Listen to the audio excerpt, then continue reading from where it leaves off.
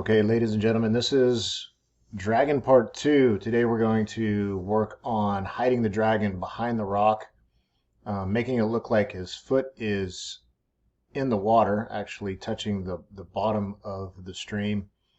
And we're going to work on the reflection. Okay, but first, before we get to that, I'm going to teach you something that I use quite a bit. And it really helps to keep your layers window organized if you know how to do this. So what we're going to do is we're going to group some layers together to help clean this space up.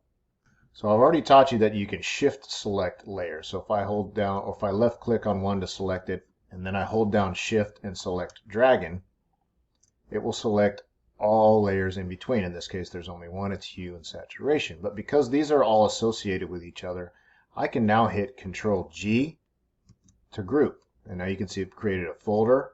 And if I click that little arrow, you can see that those three layers are now inside of that folder. And I can rename this dragon as well. And we're going to do the same thing with the one we're going to use for the reflection. So I'm going to hold down shift, select all three, hit Control G, double click, and I'm just going to call this reflection and hit enter. And the reason, by the way, that we never changed the color of the third dragon is because we're going to use it for a shadow and we're going to turn it to black, so we don't really care what the color of the third one is. Okay, now I'm going to hide the reflection group and I'm going to expand the dragon group so we can see what we have. Now the first thing I'm going to do is zoom way in. So I'm holding down Alt and I'm using my scroll bar. You can use your zoom tool. Again, the hotkey is Z. And I'm going to take the opacity of this whole layer down to about a little less than 50. And when I do that, we can see the edge of the top of the rock through the dragon. And this is important because now we're going to go on our mask and follow the edge of that rock and then eventually get rid of the feet, and it'll make it look like the dragon is behind the rock. So now I'm just going to hit B for brush, make this a little bit smaller using open brackets, close brackets on my keyboard. I want my hardness at around 90%. In this case, my size is 10. I'm going to bump it down 1 to make it 9. 8 works. And now I'm just going to click, and I'm going to paint out. I'm going to mask out along the edge of this rock. It's important that you at least stay inside the rock a little bit. Don't go over, otherwise you'll have a big gap. And that was pretty easy. So what I want to do now is I'm going to bring that dragon group's opacity back up to 100, and you can see what we have. And now we want to get our brush again. We want to paint out all these pixels. To do that, you can make your brush bigger and very quickly get rid of those excess pixels. And now I'm going to zoom out to see what we have. So I hit my Z hotkey, hold down Alt, click all the way out, and now it looks like that dragon is actually behind that rock. But there's one more thing we want to do to integrate that dragon into the scene at this point. And again, like I said, we want to make it look like his foot is in the water. And to do that, we need to do a couple of things. We can't just mask that out with a medium gray, which is what I would like to do, but that's going to cause issues with our mask because right now we have pure black and white. What we want to do is we want to right click on our mask, and we're going to actually apply that mask. And what apply means is it will get rid of those pixels using the mask. So remember, we had those white pixels around the dragon initially, but now they are gone. They are officially gone. We don't need them anymore. And in this case, because we only have pixels, we can now add a new mask to it, which is completely blank. It's all white. And then when we zoom in to the foot, we can paint his foot away, but we don't want to use black. We want to use, and I'm going to get my brush again, we want to use a mid-tone gray because we want it to make it look like the foot is in the water. I click OK, make my brush smaller. We can use the same hardness of 89%, 90%. And I'm going to click, left mouse button hold, and I'm going to hold down shift so that I draw this in a straight line. And once I get that straight line across, I'm going to let go of shift and I'm going to continue painting these pixels out. So now you can see when we zoom out, that sort of looks like his foot is in the water. And now we're going to work on the reflection. So if I show my reflection group, And you can see I have those 3 layers in there. All I need to do is click on that reflection group. We want to flip it vertically, right? Because reflections are just the opposite of what we see, basically. So if I go to Edit, Transform, Flip vertically, it'll flip that layer. And then I can use my Move tool, and I can move this guy around. We don't want to move him all over the place, right? Because you have to understand that reflections are dependent upon the viewer, right? So reflections go towards the viewer. Let's say we're the viewer in this case, right? We had the camera. We took this snapshot of this dragon in the stream, and so the reflection is going to go directly towards the camera, as opposed to shadows, which are dependent upon the light source and the angle that that light source creates on objects. Okay, so we're going to talk about that a lot, and this is an introduction to those 2 concepts. Now, because we're sort of making this up, we are going to fudge this a little bit. In other words, we're going to do the best we can and just try to fool people enough, right?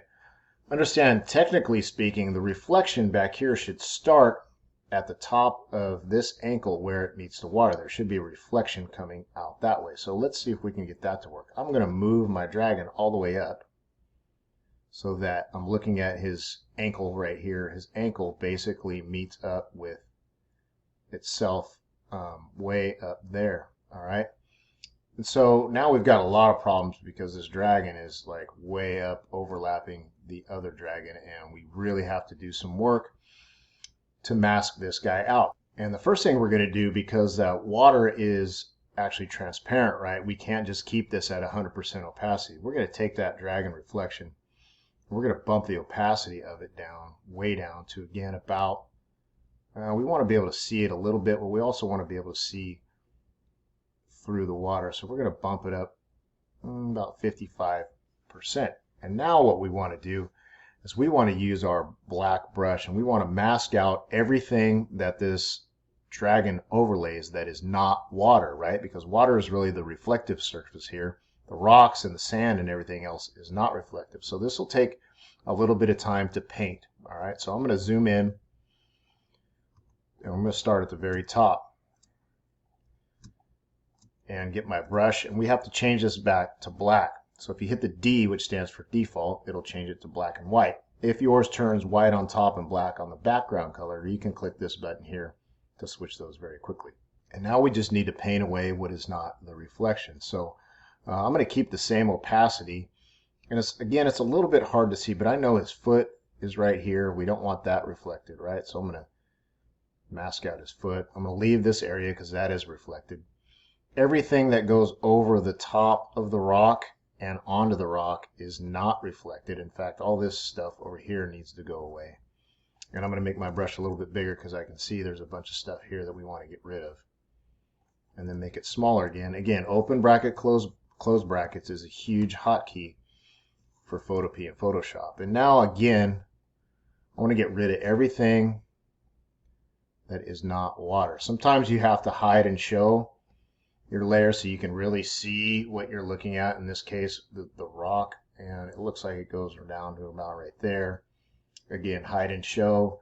The dragon would not be reflected necessarily in that black shadow, simply because it just doesn't work that way. And I'm going to make my brush bigger and get rid of all the junk in here because I did the outline first. Okay, and there's a little bit more right there. I'm going to zoom out a little bit and hold down spacebar to get my hand tool. And now we have to mask out the shoreline and some of these other rocks here. So again, make sure I'm in my mask, get my brush, and again, hide and show so I can really figure out what's water and what's not. And I can see that this shoreline goes up through here, and I'm just getting this as close as I can. It's not going to be perfect. Hide and show, hide and show. And that water sort of goes out and around over to here and all the way up there, I think. Yeah, we've got a little bit there. And then over here on this rock here, it needs to go away as well. All right. So again, now I can make my brush bigger and get rid of the junk that's in the middle because I did my outline first. even bigger to get rid of. I'm not worried about it reflecting in this puddle over here. Nobody's going to call you on that. And now I'm going to take a look at what we have. And now that I'm zoomed out all the way, I'm once again going to hide and show. And I think that's faked. It's good enough. But the problem is we're not dealing with like a still lake or a still pond. This water has some turbulence in it. So you can see the reflections of the trees and everything else, especially over here where it gets fast. It gets really distorted, okay? And we're going to try to mimic that a little bit using some of the tools in here. So I'm going to show it again. And what I want to do, we have to do this twice. Understand that, because we have our mask on, and we want to do it on the mask layer and the pixel layer. So I'm going to do the pixel layer first. So I'm going to select my pixel layer and go to Filter, Distort, Ripple. And when I do that, it looks really bad. By default, it goes all the way up to 999. You're also going to see a bunch of these white pixels in here, and that's because we haven't done anything with the mask yet. It's sort of going over the top of the mask. The mask stays the same, but our pixels distort, so it creates sort of a mess. But I'm going to drop this down quite a bit. And we just want to give it a little bit of a ripple. I'm at 180. That looks, 120 looks pretty good. I'm going to click OK. But I'm going to memorize that number, or I'm going to copy it. Control C to copy it and click OK. And now if I go to my mask layer and do the same thing, filter, distort, ripple, I'm going to apply that 120, paste, to my mask layer and click OK. So now we have both of them distorted with the exact same amount. And that looks pretty well faked. It's not perfect, but it'll work for now. So tomorrow we'll work on the shadow and doing some other things that really help tie the whole scene together and make this look as realistic as we can make it, even though we have a big fake dragon in the water.